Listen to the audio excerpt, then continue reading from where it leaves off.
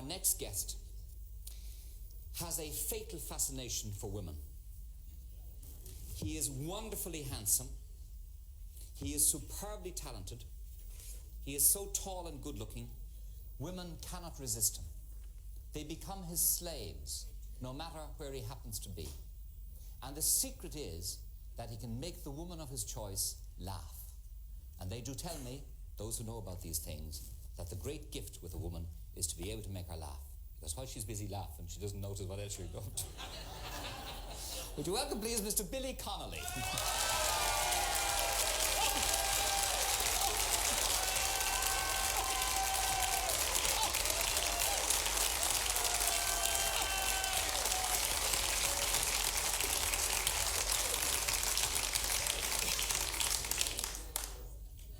What was all that about handsome and stuff?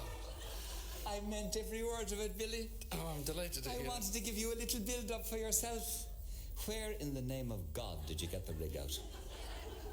Just a minute. You've had people on here painted blue and you didn't say a word to them.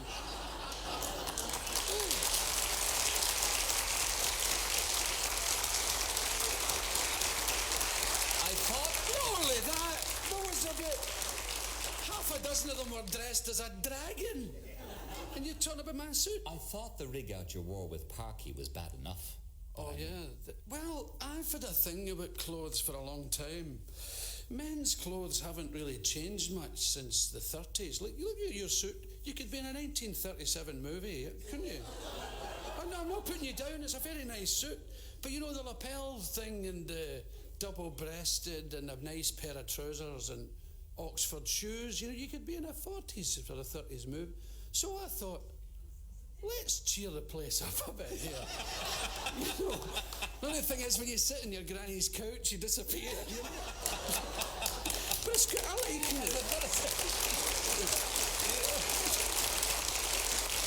You want to do a twirl for him? You want to do a twirl? Stand up and do a twirl. Stand up and do a twirl. This is Mr. Billy.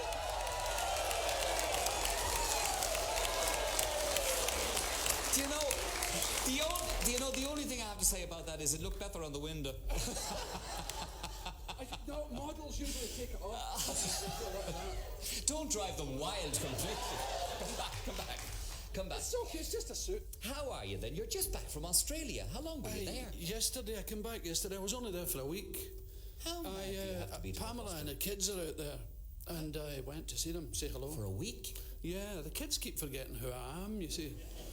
They cry and stuff, especially Amy. She's only 9 months old, and she'd no idea. She's been away for like a month and a half. And that's about a sixth of her life or something. and so, you know, she cries when I come in, you know. Well, there's a man in here. And so I have to go and check them up. I did it before. I went to the Bahamas for a day once. Because they were there, you know, she was filming Pamela and she took the children with her, and so I just went. It was great. You must be mad to go to Australia for a week, though. It's very weird. Just now I feel kind of strange. I'm kind of... Yeah, it's all right, son. Settle down. You're on the Late Late Show. You're in your... Oh, it's good. It's a nice feeling, you know. It's a kind of... Talk to me about living in France, for heaven's sake. Why so? It's the oddest thing. I had a lot of writing to do this year. And Pamela was going to Australia and New Zealand to work. This is Pamela Stephenson, with whom I share my life. And it's a funny, you know, we're not married, so I can't say she's my wife. And it's funny, we don't have a name for that. Yes. Isn't it odd? My living friend. My lover. My lover, that would do, yes. And now, if I was wearing a suit like that, I would say my lover. That would sound better. But I think about that. And do you know something? I think about that. Do you know in Sweden they have a word, it's sambo. And in Swedish that's your partner, a sambo. Imagine. I mean, I'd get publicly hanged if I called him as she would do it. It's so anyway, she was going to do all this work, and it was winter over here, and I thought, well, I was going to buy a house in Spain and spend some time there and be windswept and interesting and exotic and do this writing. And then I met a friend who had a house in France in a vineyard and said, would you like to rent it for a while? So I sit there, ostensibly writing stuff. Where? In Perpignan. Well, it's near Perpignan. It's a place called Collioure in the eastern Pyrenees near the Spanish border. And do you know French? I know bits of French. I can get by. I'm the only English speaking, well, if you call what I speak English. And, so I have trouble everywhere with my language anyway, absolutely. I have trouble in Scotland being understood.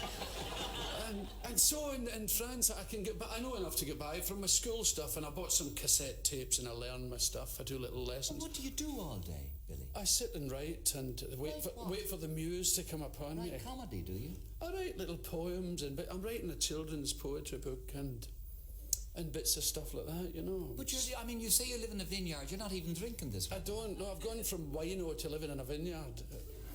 It's extraordinary. I don't drink. I walk in the mountains now.